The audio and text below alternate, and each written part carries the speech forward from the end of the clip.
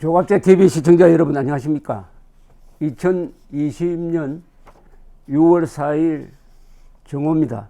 이 더불어민주당이 요사이 초법적, 초헌법적 발상과 법안을 추진하고 있는 게 한두 가지가 아닌데 그 저변에 깔려 있는 것은 역사 조작입니다. 역사를 조작해 가지고 장기 집권을 꾀하는 그런 전략을 가지고 5.18 광주 민주화 운동에 대해서 왜곡된 견해 또는 허위사실, 허위사실로 봐야 되겠죠. 5.18 관련 허위사실을 유포했을 때는 징역 7년 이하의 징역 또는 7천만 원 이하 벌금에 처하는 이 법을 지금 추진하고 있다고 합니다. 왜곡처벌법이라고 그랬네요. 왜곡처벌법. 그런데 이거는 명백하게 헌법상 표현의 자유와 충돌할 수 있습니다. 우리 국민은 거짓말할 자유도 있습니다. 허위 사실을 유포할 자유가 있습니다. 다만 그게 공익에 위해를 가할 때 처벌을 받습니다. 그런데 허위 사실 유포 때 보통 적용되는 명예훼손 형량은 5년 이하 징역인데 그것보다도 2년을 더 높여가지고 7년 이하의 징역에 처하겠다는 것인데 문제는 이겁니다. 광주 사태에 관련해가지고 허위사실이 뭐냐? 이게 허위사실입니다. 헬기 사격이 없었어요.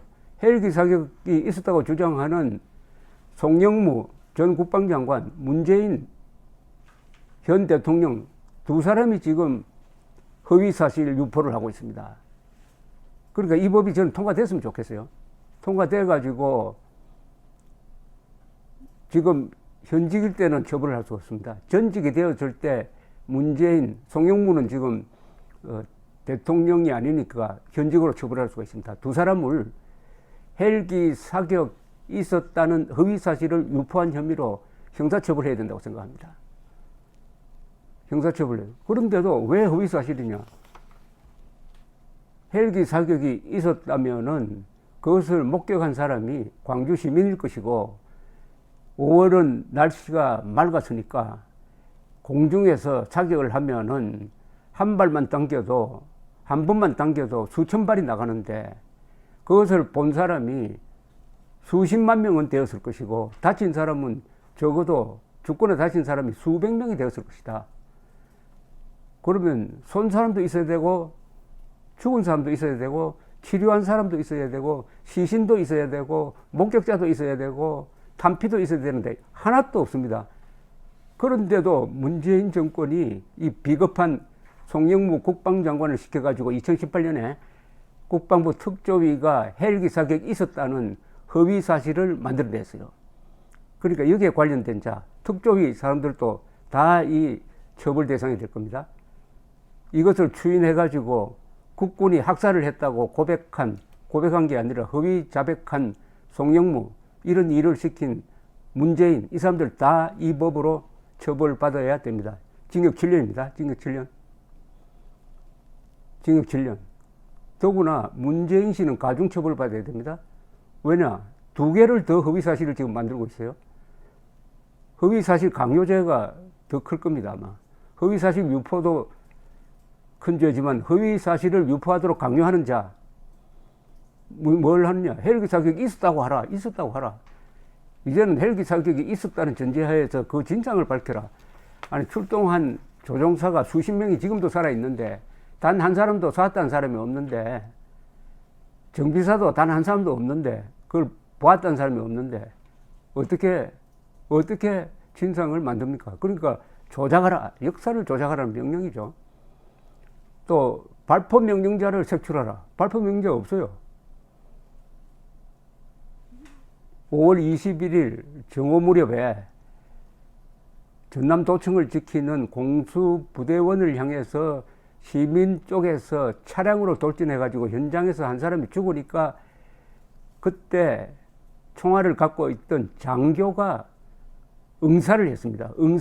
눈앞에서 자기 부하가 적사를 하는데 그래서 발포가 시작된 겁니다. 발포가 시작됐는데 발포 명령자를 만들어라고. 발포 명령 없는데 어떻게 만듭니까? 이미 이것도 5번 국가적 조사가 있고 대법원의 확정 판결도 있는데 계속 발표 명령자 만들어내라는 겁니다. 아마 전두환을 지목하는 모양인데 전두환은 가지도 안 했는데 JTBC의 허위 보도에 따르면은 강글로 조작되어 있지만은 자, 그 다음에 안매장 학살 안매장 시신을 찾아라. 이거 3개 다 허위 사실 유포. 그 중에서 악질적인 허위 사실 유포 강요죄에 해당합니다. 지금 문재인 정권은 자기 무덤 열심히 파고 있습니다. 열심히 파고. 더구나 이거 말고 또 무슨 조사를 또 한다느냐 하면은 제주 4.3 사건 이거 조사한 지가 재조사를 한 지가 몇 년이 흘렸습니까? 여순 14년대 반란 사건까지 재조사를 한다네요. 이러다가는 임진왜란, 위화도 회군, 아니 더 나가서 삼국통일까지 재조사를 해가지고 왜 당나라를 불러들여가지고 백제 고구려를 멸망시켰느냐? 당신 민족 반역자 아니냐? 이런 조사까지 하려는 것으로 의심을 하지 않을 수밖에 없습니다. 이런 짓 하면 벌 받습니다.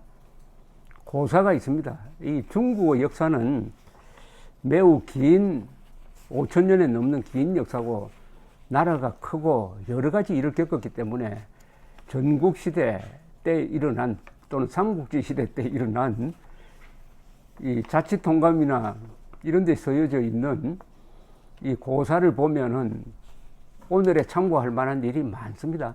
오늘 대한민국에서 일어나는 일은 뭐 하늘 아래서 맨 처음 일어나는 게 아니고 과거에도 여러 번 있었습니다. 문재인 정권식으로 이렇게 권력에 취해 가지고 권력을 휘두르다가 어떻게 되느냐, 그 권력 자기가 가지고 있던 칼이 결국 자기를 해치는 경우가 무수합니다. 그런 사례가 유명한 사람이 있습니다. 중국의 상앙이라는 사람이 있어요. 상앙. 위키피디아 같은 데 찾아보면 상앙에 대해서 자세히 써놨을 겁니다. 상앙은 법가의 창시자입니다. 중국의 여러 가지 전통 중에서 도덕적으로 국민을 교양시켜가면서 나라를 다스려야 한다. 이게 덕치입니다. 덕치. 그건 그게 안 된다. 그러니까 사람을 그렇게 서리로 대하다가는 안 된다. 엄격하게 대해야 한다. 그게 법가라고 그래요. 법가. 법가는 법치죠. 법치.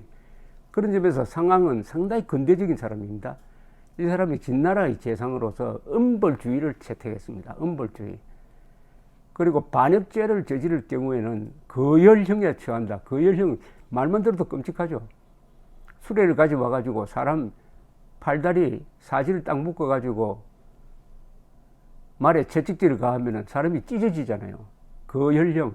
차를 그때는 거라고 하는데 차로 사람을 수레로 사람을 찢는다. 요 형벌까지 만든 사람이 상앙입니다. 상앙.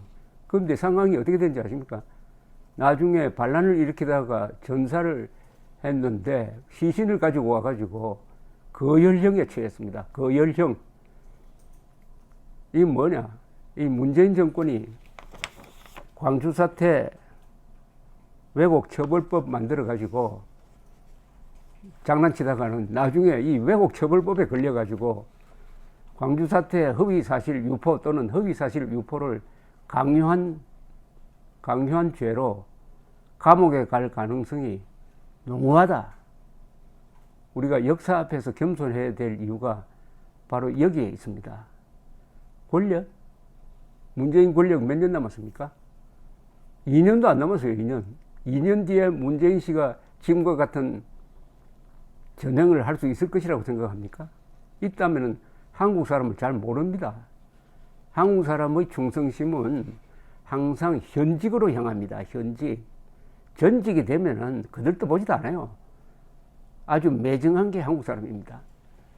문재인 씨가 전직 대통령이 되었을 때 그를 기다리고 있는 5.18 왜곡 특별법, 왜곡 처벌법, 허위사실 유포죄, 징역 7년에 처한다. 7년에 처한다. 그런 선고가 나올지 모르니까 권력을 가지고 있을 때 자중자애하라 이겁니다.